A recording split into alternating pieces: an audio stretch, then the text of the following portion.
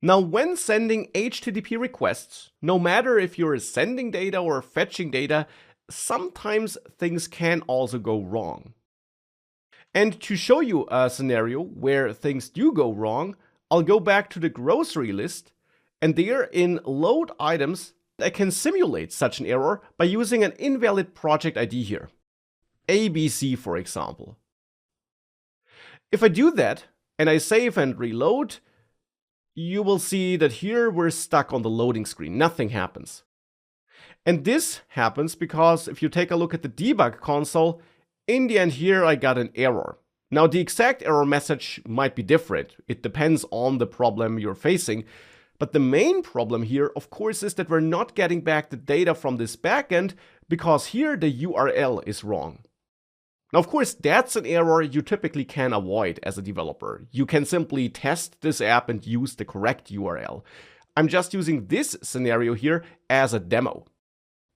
But of course, you can definitely face some problems when sending requests because, for example, the Firebase servers could be offline temporarily or anything like that. Therefore, when sending HTTP requests, you must be prepared for things to go wrong. And you can find out if something went wrong by taking a look at the response status code.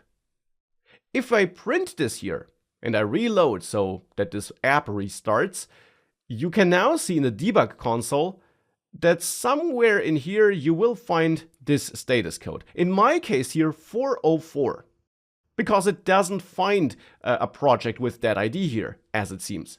Or it doesn't find a shopping list node there, at least. And as I mentioned before, if status code is greater than 400, you basically have a problem because all these 400 and 500 codes are error codes. And here we might want to check for our status code to be greater or equal than 400 to then show an error message to the user instead of keeping them stuck on this loading screen. At least we don't want to keep them there without telling them that something's wrong.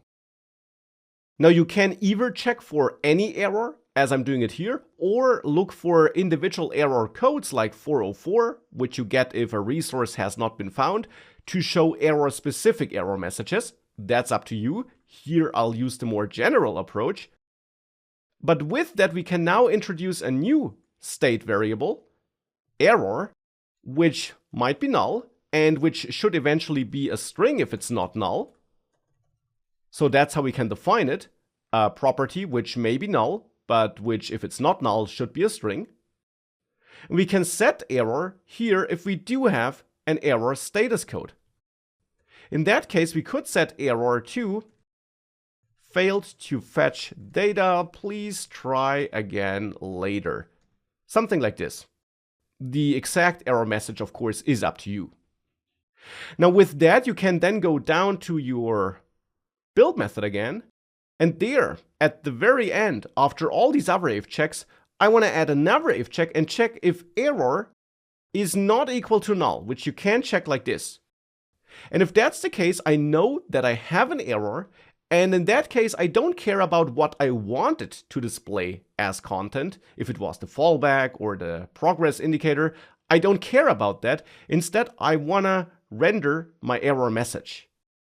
And for that, I'll copy this here and set content equal to this, but now the text here will be the error message stored in error, and therefore this can't be const anymore. Here we should also add an exclamation mark because we know that error won't be null, because that's literally what we're checking here. So with that, I'm setting my content of this screen to this error message if we have an error.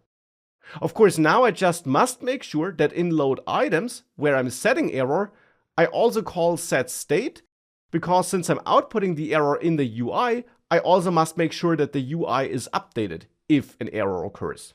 And we do that with set state, of course. And with that, if I save this and force a reload, now we get this error message here if things go wrong, and that's arguably, of course, a better user experience than what we had before. With that, I just want to add a dot here at the end. I'm happy with that, and we definitely improved the app.